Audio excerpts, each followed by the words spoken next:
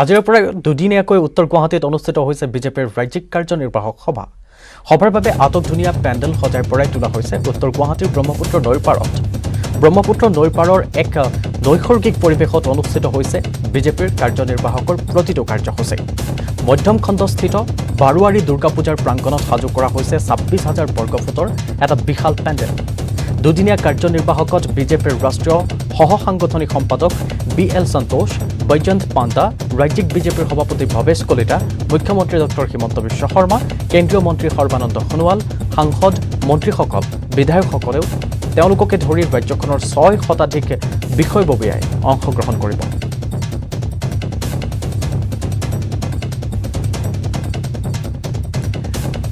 আমি যেহেতু জানাইছো আজিৰ পৰা দুদিনীয়াকৈ উত্তৰ গুৱাহাটীত অনুষ্ঠিত হৈছে বিজেপিৰ ৰাজ্যিক কাৰ্যনিৰ্বাহক সভা আৰু সেই সভাত উপস্থিত আছে আমাৰ জ্যেষ্ঠ সাংবাদিক ৰাজু বৰুৱা। আমি পোনপটীয়া সম্প্ৰচাৰত সংযুক্ত হৈছো ৰাজু বৰুৱাৰ সৈতে।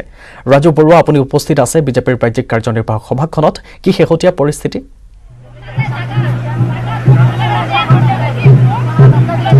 চাওক কৃপাঞ্জল, আৰু কেইটামান মুহূৰ্ত তাৰপিছতে যিহেতু বিজেপিৰ যি দুদিনীয়া ৰাজ্যিক কাৰ্যনিৰ্বাহক আছে সেই কাৰ্যনিৰ্বাহক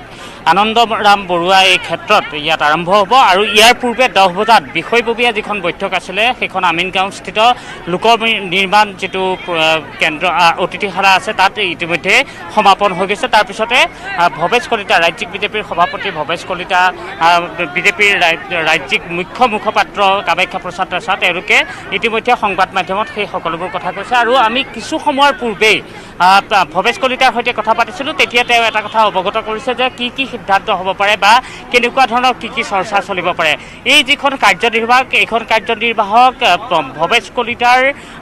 যি কাৰ্যকাল, সেই কাৰ্যকাল যিহেতু প্ৰথমখন তেওঁৰ কাৰ্যনিৰ্বাহক হ'ব। ইয়াৰ পূৰ্বে যদি আমি চাওঁ, ৰঞ্জিত দাসৰ কাৰ্যকালত শেষৰখন কাৰ্যনিৰ্বাহক হৈছিল কৰিমগঞ্জত, আৰু কৰিমগঞ্জৰ পিছত এতিয়া এনেধৰণে উত্তৰ গুৱাহাটীত এই এক আড়ম্বৰপূৰ্ণ আৰু তাৰ লগতে কিছু মেছেজ দিব পৰা, বাৰ্তা দিব পৰা এক কাৰ্যনিৰ্বাহক তেওঁলোকে কৰিছে। আৰু কাৰ্যনিৰ্বাহক পৌৰ নিগম আৰু পৌৰসভা এই নিৰ্বাচনক লৈ তেওঁলোকৰ আলোচনাৰ বিষয় হিচাপে থাকিব, সমল হিচাপে থাকিব, আলোচনাৰ এক সমল হ'ব। ধন্যবাদ সূচক প্ৰস্তাৱ থাকিব। যেনেধৰণে যদি আমি ক'বলৈ যাওঁ তেনেহ'লে বৰ্তমানৰ চৰকাৰখনে কেনেধৰণৰ কাম কৰিছে, চৰকাৰক ধন্যবাদ সূচক এক প্ৰস্তাৱ দিব। শোক প্ৰস্তাৱ থাকিব, শেহতীয়াকৈ যিসকল প্ৰয়াত হৈছে তেওঁলোকক লৈ শোক প্ৰস্তাৱ থাকিব। গুণী জ্ঞানী যিসকল ব্যক্তি প্ৰয়াত হ'ল তেওঁলোকক লৈ, বা বিজেপিয়েও বহুকেইজনক হেৰুৱাইছে। যদি আমি চাওঁ, বৰপেটা জিলাৰ সভাপতি শংকৰ দাসকে অন্যান্যজনক বিজেপিয়ে হেৰুৱাব লগা হৈছে, সেইসকলক লৈ হয়তো শোক প্ৰস্তাৱ থাকিব। আৰু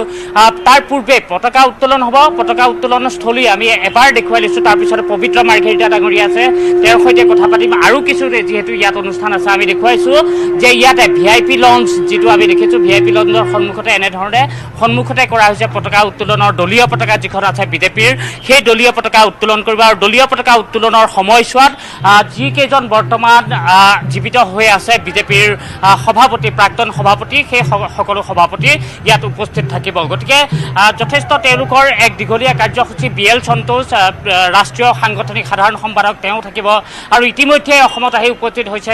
বৈজয়ন্ত জয় পাণ্ডা আৰু তাৰ লগতে পৱন শৰ্মা। এই মুহূৰ্তত পবিত্ৰ মাৰ্ঘেৰিটা ডাঙৰীয়া আছে। প্ৰদৰ্শনী অনুষ্ঠান যিহেতু আছে ইয়াত, এক প্ৰদৰ্শনী তেওঁলোকে অনুষ্ঠান ইয়াত ৰাখিছে, য'ত প্ৰথমতেই মই কওঁ যে তেওঁলোকে এনেধৰণে নাম দিছে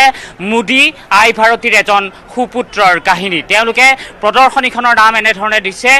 প্ৰধানমন্ত্ৰী নৰেন্দ্ৰ মোদীৰ শৈশৱৰ পৰা এতিয়ালৈকে যি জীৱন পৰিক্ৰমা আছে, সেই জীৱন পৰিক্ৰমা বা তেওঁ যি ত্যাগ আছে, ত্যাগ, তাৰপিছতে তেওঁ যিখিনি কঠোৰ সিদ্ধান্ত লৈছে, সেই সকলোবোৰ সিদ্ধান্ত সন্নিৱিষ্ট হৈ থাকিব। আমি মেক ইন ইণ্ডিয়া এবাৰ দেখুৱাই ল'ব বিচাৰিছোঁ। তাৰ পবিত্ৰ মাৰ্ঘেৰিটাৰ আমি যেতিয়া কথা যিহেতু তেওঁৰ লগত পাতিম, এই মেক ইন ইণ্ডিয়া আৰু ভাৰতখনো, ভাৰতৰ যিখন মেপ আছে, ত্ৰিৰংগা আছে, ভাৰত মাতা, যিহেতু বিজেপিয়ে ভাৰত মাতাক পূজন সদায় কৰি আহিছে, এই ভাৰত মাতা পূজনৰ বাবে মেক ইন ইণ্ডিয়াৰ এক চিম্বলে তেওঁলোকে ৰাখিবলৈ যত্ন কৰিছে পবিত্ৰ মাৰ্ঘেৰিটা ডাঙৰীয়া। প্ৰধানমন্ত্ৰী নৰেন্দ্ৰ মোদীৰ শৈশৱৰ পৰা শেষলৈকে ইয়াত সকলো ৰখা হৈছে। এতিয়ালৈকে তেওঁৰ যিখিনি কঠোৰ সিদ্ধান্ত এতিয়ালৈকে তেওঁ আছে। গতিকে কেনেধৰণে এই প্ৰদৰ্শনী আপোনালোকে ৰাখিব বা ইয়াৰ পৰা কি লাভ হ'ব পাৰে? ইয়াত আমি 3টা অংশ আছে। আমি বাহিৰতো কিছু দেখিছে আলোকচিত্ৰ আছে বা ভিজুৱেলো আছে আমাৰ। ইয়াত আমি অসমৰ বিভিন্ন প্ৰান্তৰ পৰা যদিও সীমিত সংখ্যক, হয়, আমাৰ বিভিন্ন ধৰণৰ আমি ইয়াত শ্লাইড বা এনেকুৱা ধৰণৰ ডিছপ্লে ইউজ কৰিছোঁ। নৰেন্দ্ৰ মোদীদেৱে কিদৰে শৈশৱৰ পৰা এক সংগ্ৰামী জীৱন, চাহ বিক্ৰী কৰাৰ পৰা তেওঁ এগৰাকী স্বয়ংসেৱক হ'ল। হিমালয়ৰ পাদদেশত তেওঁ ধ্যানমগ্ন হৈছিল তেওঁ তাত বহুদিন আছিল তাত তেখেতে এইফালে দেখিছোঁ আমি কিদৰে তেওঁ ছদ্মবেগ ধৰি থাকিবলগীয়া হৈছিল জৰুৰীকালীন অৱস্থাত কিদৰে এগৰাকী স্বয়ংসেৱক হৈ তেওঁ সকলো কাম নিজে কৰে গতিকে এনেধৰণৰ কথাৰ পৰা আমি মুখ্যমন্ত্ৰী হিচাপে তেওঁ কিদৰে সফলতা লাভ কৰিছিল গুজৰাটক এটা ইনভেষ্টমেণ্ট ডেষ্টিনেশ্যন কৰিছিল মডেল হিচাপে প্ৰতিষ্ঠা কৰিছিল তাৰ পৰৱৰ্তী পৰ্যায়ত কিদৰে আমাৰ দুখন এখন বিশিষ্ট দলটো 282 হোৱাত তেখেতে কিদৰে সহায় কৰিছিল পৰৱৰ্তী সময়ত কেনেকৈ 383 হৈছিল এইবিলাক সামৰি তেখেতৰ 370 আৰ্টিকল যিটো আমি 70 বছৰ ৰৈ আছিলোঁ সেইটো আঁতৰাই দিয়া বা 370ৰ উপৰিও আমাৰ 3 তালাক আঁতৰাই দিছিল ৰাম মন্দিৰ কাম আজি আৰম্ভ হৈছে এইবিলাকৰ উপৰিও তেখেতৰ যিবিলাক ধনজন যোজনাৰ পৰা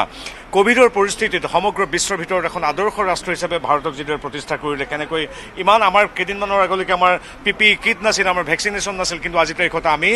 শতাধিক ৰাষ্ট্ৰলৈ আমি ওলোটাই ৰপ্তানিহে কৰোঁ যোগা আমাৰ এটা সনাতন সংস্কৃতি কিন্তু সেই যোগা আজি 177খন ৰাষ্ট্ৰই 177খন ৰাষ্ট্ৰই আজি যোগা উদযাপন কৰে গতিকে এনেধৰণৰ কথাবিলাকৰ লগতে মোদী ডাঙৰীয়াই কিদৰে অসমক অষ্টলক্ষী বুলি গণ্য কৰে মোদী ডাঙৰীয়াই কিদৰে অসম এসময়ত তেওঁৰ কৰ্মভূমি আছিল আৰু মোদী ডাঙৰীয়াৰ বদন্যতাত আমি কিদৰে এই ওচৰতে দেখিছোঁ আমি এইমছ তেখেতৰ সহযোগিতাত লাভ কৰিছোঁ ব্ৰহ্মপুত্ৰৰ ওপৰত ইখনৰ পিছত সিখন দলং আমি আজি যি পথেৰে আহিছোঁ ৰাজমাৰ্গেই হওক বা গ্ৰাম্য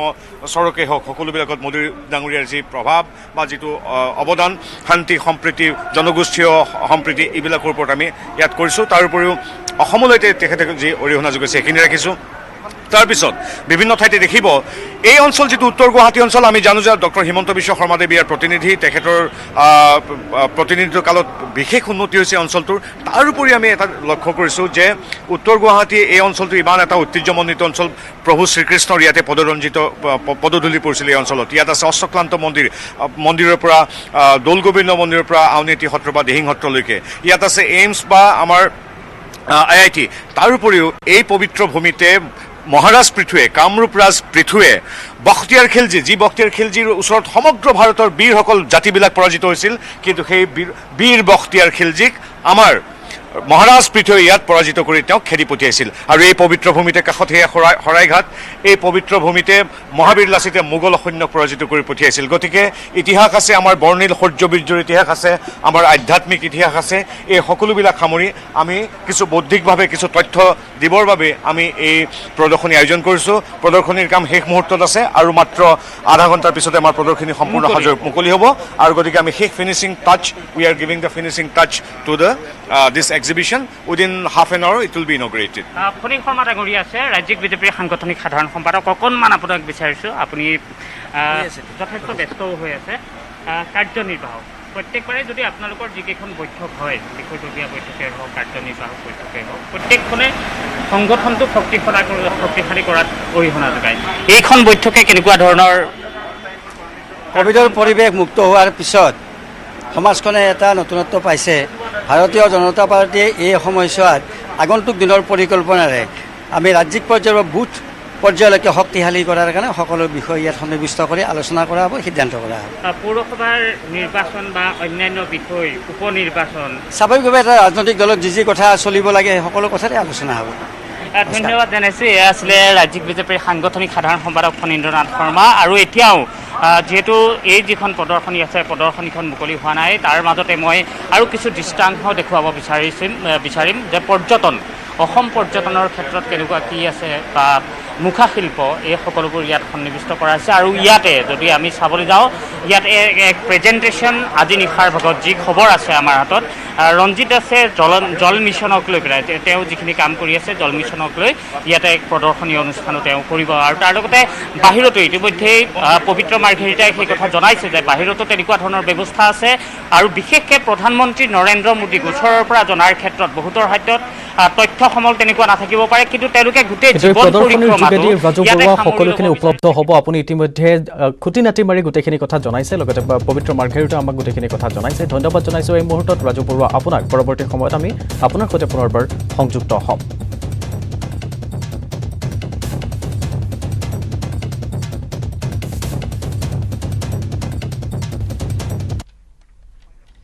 আৰু ইয়াৰ লগে লগে সময় হৈছে মিড ডে 18ৰ পৰা বিদায় লোৱাৰ নমস্কাৰ